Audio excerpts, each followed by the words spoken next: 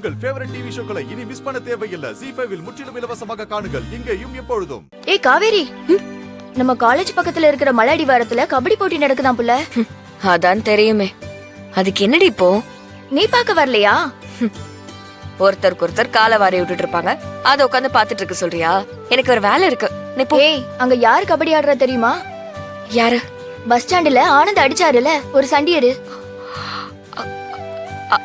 ஆமா, அவர் தாண்டி ஒரு டீமோட கேப்டனே. அவர் கூட வந்த எல்லாரும் கபடி விளையாடுறதுக்காக வந்திருக்காங்களாம். நீ என்ன சொல்ற பாத்திமா? ஆமா புள்ள. ஏய், ஆர்வமே இல்லாம இருந்தா அவன் பேரை சொன்னதும் துள்ளி குதிச்சு ஓடுறாளே.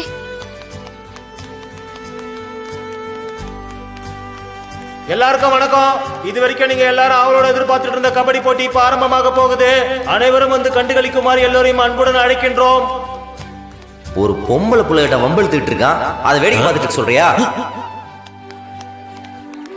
தொழுவூரை சேர்ந்த ராமச்சந்திரன் இப்போது களமிறங்குகிறார். இவர் இறங்கும் தோரணையை பார்த்தால் எதிரணியில் இருக்கும் அனைவரையும் வீழ்த்தி விடுவார் என்றே தோன்றுகிறது. ராமச்சந்திரன் அற்புதமாக களத்தில் விளையாடி கொண்டிருக்கிறார். அபாரமாகவே ரைடு செல்கிறார். ஆனால் அவரால் இன்னமும் ஏர்கோட்டை தொட முடியவில்லை. எதிரணியினர் அவரை ஏர்கோட்டை தொட விடாமல் தடுத்து கொண்டே இருக்கிறார்கள். இருந்தாலும் விடாப்பிடியாக ஒருவரை அவுட் ஆகிவிட்டார். முரட்டுக்காலை அணியினர் 1 பாயிண்ட். எதிரணி இப்போது களம் இறங்கி இருக்கிறது. இப்பொழுது எதிரணியை சேர்ந்தவர் அபாரமாக ஆடிக்கொண்டுதான் இருக்கிறார். இருந்தாலும் ராமச்சந்திரன் அணியினர் அவரை ஏர்கோட்டை தொட விடாமல் தடுத்து ஆடிக்கொண்டிருக்கிறார்கள். அடேங்கப்பா, எதிரணி வீரரை முரட்டுக்காலை அணியினர் லாபகமாக பிடித்து விட்டனர். முரட்டுக்காலை அணியினருக்கு மீண்டும் இப்பொழுது 1 பாயிண்ட் கிடைத்துள்ளது. ZEE5 ஆப்பை டவுன்லோட் செய்து அனைத்து எபிசோடுகளையும் இலவசமாக பாருங்க.